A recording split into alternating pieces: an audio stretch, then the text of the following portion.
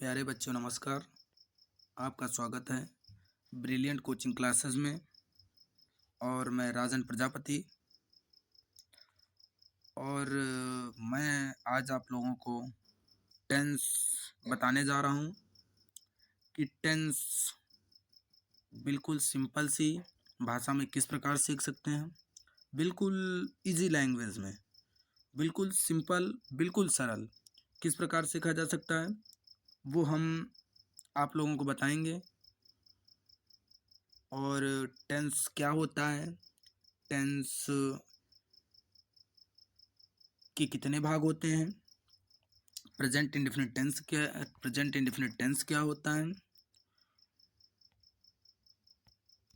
और present present tense क्या होते हैं, पास्ट टेंस क्या होता है, फ्यूचर टेंस क्या होता है। आज इन सब चीज़ों के बारे में हम लोग जानेंगे। तो बिल्कुल सिंपल सी भाषा में इन सब चीज़ों को हम लोग सीखेंगे। तो हम लोग सबसे पहले टेंस की बात करते हैं। तो टेंस टेंस क्या होता है, टेंस का मतलब होता है काल। अब यहाँ पर टेंस कितने प्रकार के होते हैं, तो सिंपल सी भाषा में यहाँ पे बोला जा सकता है टेंस 3 प्रकार के होते हैं। There are 3 kinds of tense. There are 3 kinds of tense. अब यहाँ पर कौन कौन से 3 होते हैं, तो ये भी आप लोग देख लीजिए। जो पहला यहाँ पर है, तो यहाँ पर पहला जो टेंस है, यहाँ पर सिंपल सी भाषा में पहला जो टेंस है वो होता है वर्तमान काल। और दूसरा यहाँ पर है भूतकाल, जिसको पास्ट टेंस बोलते हैं। और तीसरा है फ्यूचर टेंस। पहला कौन सा था, एक नंबर था हम लोगों का प्रेजेंट टेंस।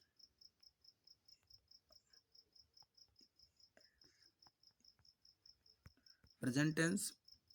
और जो दो नंबर का था, जो दो नंबर का है, 2 नंबर का जो टेंस है, 2 नंबर का वो है हमारा पास्ट टेंस। और जो इसके बाद 3 नंबर का टेंस है हमारा, 3 नंबर का वो है फ्यूचर टेंस। 3 नंबर का हमारा टेंस कौन सा, फ्यूचर टेंस। अब यहाँ पर इसके बाद बारी आती है कि प्रेजेंट टेंस। प्रेजेंट टेंस कितने प्रकार का होता है, तो सिंपल सी भाषा में प्रेजेंट टेंस जो होता है वो होता है 4 प्रकार का। जो प्रेजेंट टेंस होता है, प्रेजेंट टेंस के कितने भाग होते हैं, तो यहाँ पर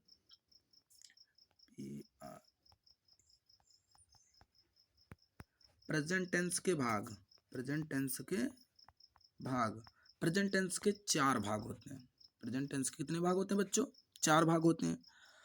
अब प्रेजेंट टेंस के 4 भाग में, 4 भागों में जैसे इसको प्रेजेंट टेंस के 4 भाग होते हैं, तो पहला जो होता है वो हमारा होता है कौन सा, present indefinite tense.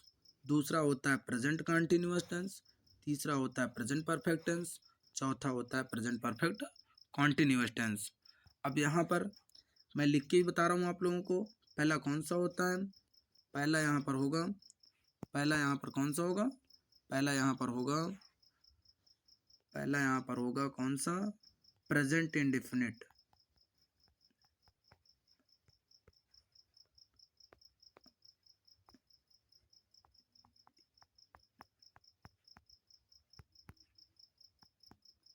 Present indefinite tense.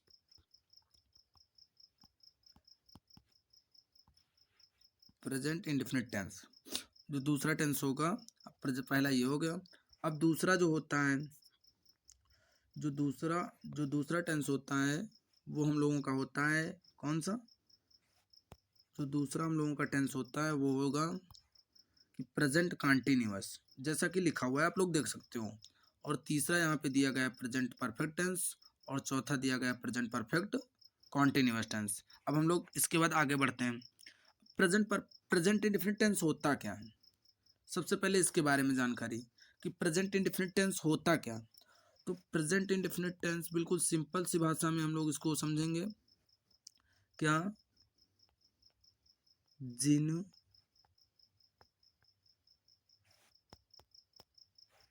जिन वाक्यों के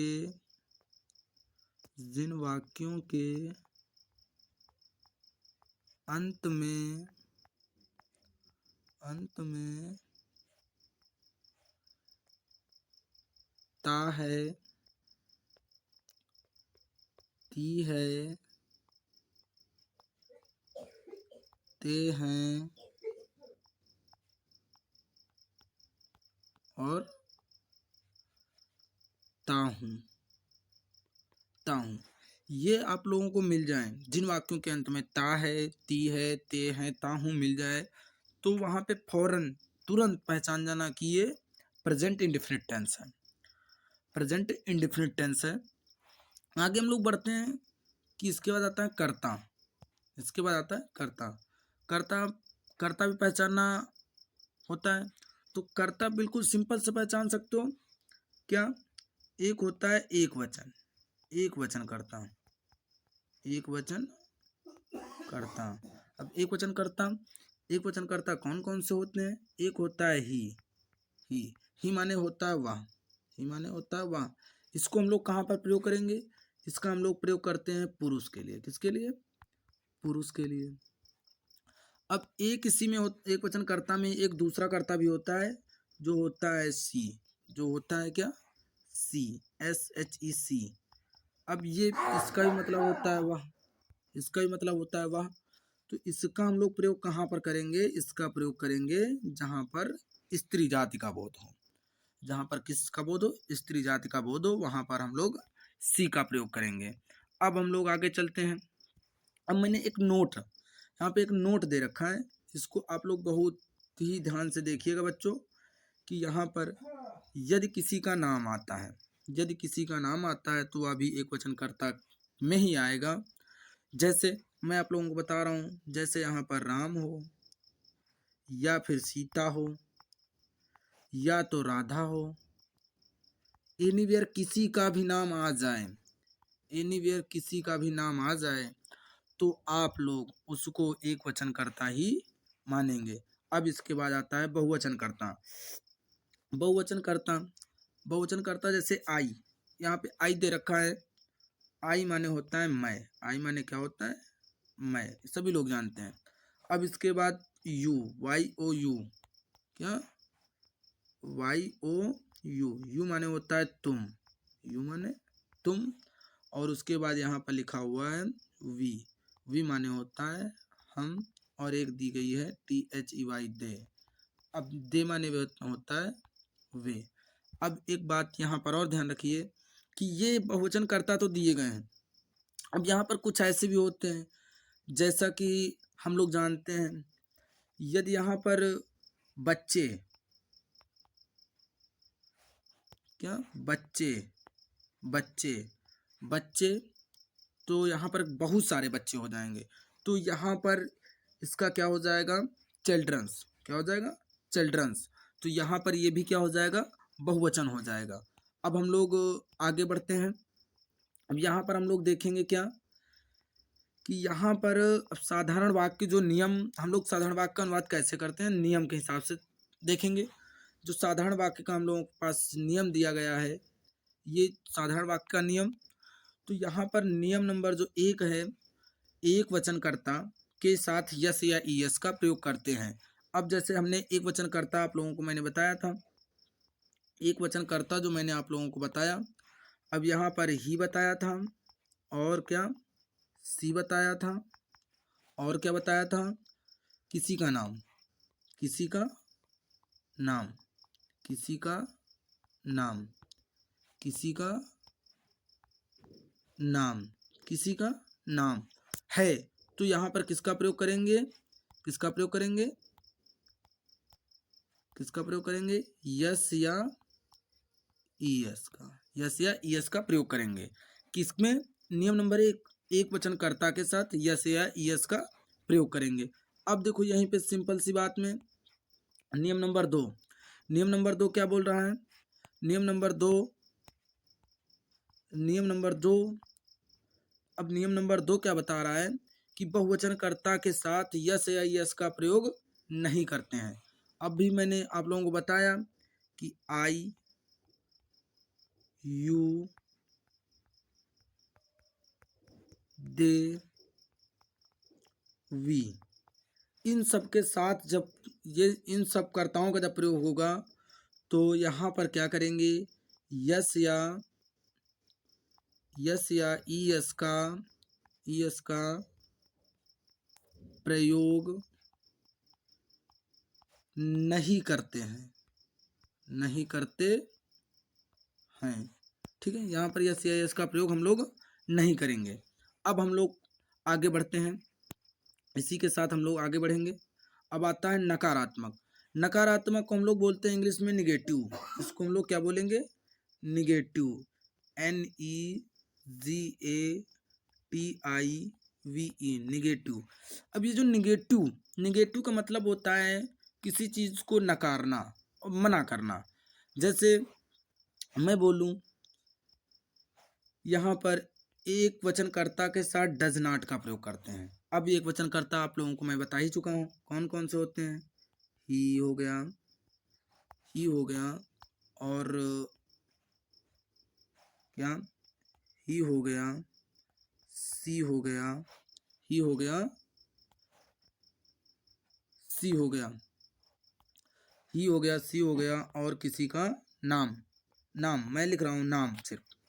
अब ये नाम मैंने लिख दिया तो यहाँ पर सिंपल सी भाषा में हम लोग इसके साथ किसका प्रयोग करेंगे, डज नॉट का प्रयोग करेंगे।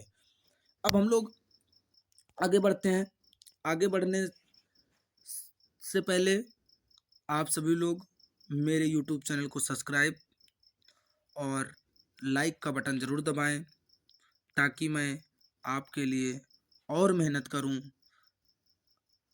और अच्छे से अच्छे और मैं आप लोगों को समझा सकूं। हाँ, आगे बढ़ते हैं। अब आता है इसके बाद प्रश्नवाचक। प्रश्नवाचक का मतलब होता है जैसे हम लोगों से किसी ने कहा कि कल हम वहाँ चलेंगे, कल कहाँ घूमने चलोगे, तो कहाँ जो शब्द हुआ वो हम लोगों का क्या हुआ, प्रश्नवाचक हुआ। अब हम आप लोगों को आगे बताना चाहते हैं प्रश्नवाचक। अब यहीं पे आ जाइए नियम नंबर 1। तो यहाँ पर देखो पहला क्या नियम बोल रहा है, एक वचनकर्ता के पहले डज का प्रयोग। एक वचनकर्ता जो होगा उसके पहले किसका प्रयोग करेंगे, डज का प्रयोग करेंगे। अब नियम नंबर 2, बहुवचनकर्ता के पहले डू का प्रयोग करो। बहुवचनकर्ता के पहले किसका प्रयोग करेंगे, डू का प्रयोग करेंगे। अब हम आप लोगों को बताएंगे कि कैसे प्रयोग करना है। आप लोग अब देखो पहले तो साधारण वाक्य समझेंगे कैसे, कि हम लोग साधारण वाक्य कैसे करते हैं। मैंने साधारण वाक्य लिखा है, वह जाता है। क्या लिखा हुआ है, वह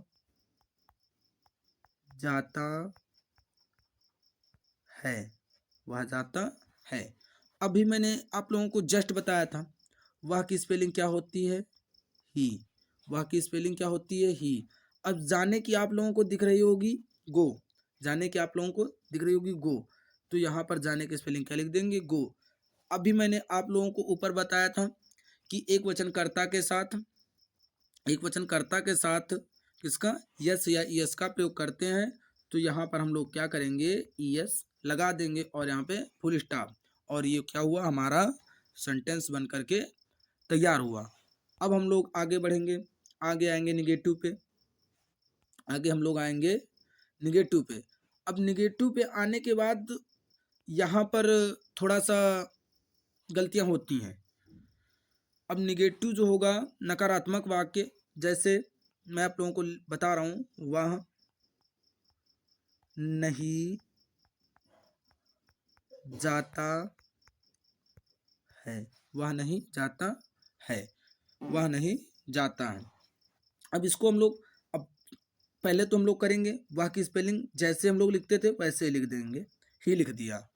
अब इसके बाद हम लोग कहाँ चलेंगे, अब हमने जो नकारात्मक वाक्य के नियम लिखाए थे, क्या नियम लिखाया था, एक वचनकर्ता के साथ किसका, डज नॉट का प्रयोग करते हैं। एक वचनकर्ता के साथ डज नॉट का प्रयोग करते हैं, तो हम लोग क्या करेंगे, यहाँ पर डज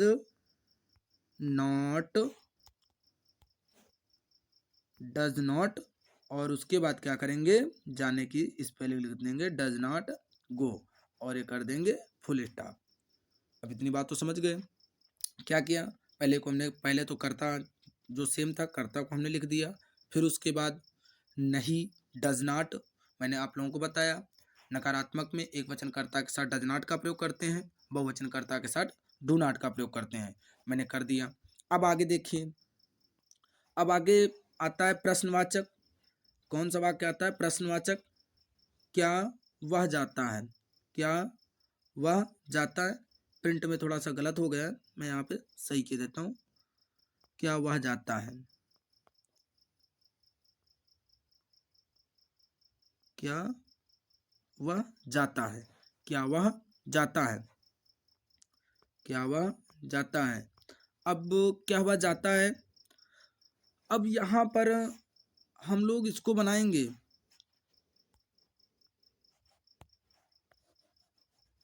अब हम लोग यहाँ पर क्या,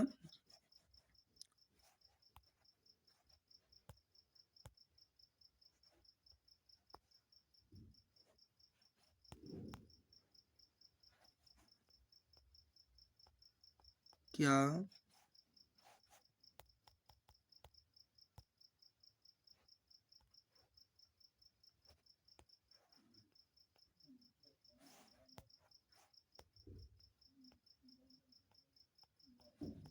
क्या वह क्या वह जाता है, और ये प्रश्नवाचक चिन्ह, क्या वह जाता है।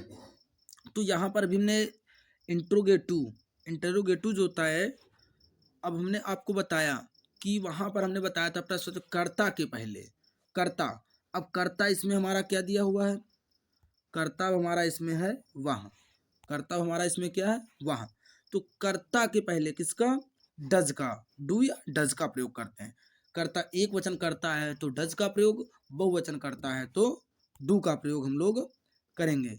तो यहाँ पर अब हम लोगों को कौन सा कर्ता कौन सा दिया हुआ है? एक वचन कर्ता दिया हुआ है, तो हम लोग यहाँ पर क्या करेंगे? डज। किसका प्रयोग करेंगे? डज।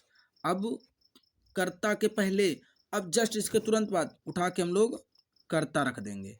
कर्ता के बाद तुरंत उसने जो कर्म किया, जाने का काम किया, तो वहाँ पे गो कर देंगे और ये प्रश्नवाचक चिन्ह लगा देंगे। अब इतना तो आप लोग समझ गए होंगे। अब आते हैं हम लोग थोड़ी सी ये जो इसमें से मीनिंग का प्रयोग होता है कि आना, जाना, उठना, बैठना, खाना, सोना, पढ़ना, लिखना, इन सब के चीज़ों के बारे में हम लोग जानकारी थोड़े से प्राप्त करेंगे। जो गो माने जाना, कम माने आना, रीड माने पढ़ना, राइट माने लिखना, ईट माने खाना, स्लीप माने सोना, वीप माने रोना, वीप माने रोना, और लॉफ माने हंसना, जंप माने कूदना, और रिंग माने बजाना। यहाँ पर रिंग माने बजाना, नो माने जानना, राइज माने निकलना। अब ये इतनी मीनिंग हम लोग जाने। अब यहीं पे आज हम लोग थोड़ा सा विराम लेते हैं, और अगले दिन देखेंगे। इसके बाद अगले दिन हम लोग दूसरे टॉपिक पे चलेंगे कि प्रेजेंट कॉन्टिन्यूअस टेंस क्या होता है। अगले दिन हम लोग जानेंगे। और सभी लोग क्या करना, सब्सक्राइब ज़रूर कर देना हमारे इस चैनल को, और वीडियो को ज़्यादा से ज़्यादा शेयर और लाइक करते रहो, ताकि मैं आप लोगों के लिए आगे फिर प्रक्रिया इसी तरीके से चलाता रहूं। जय हिंद, जय भारत।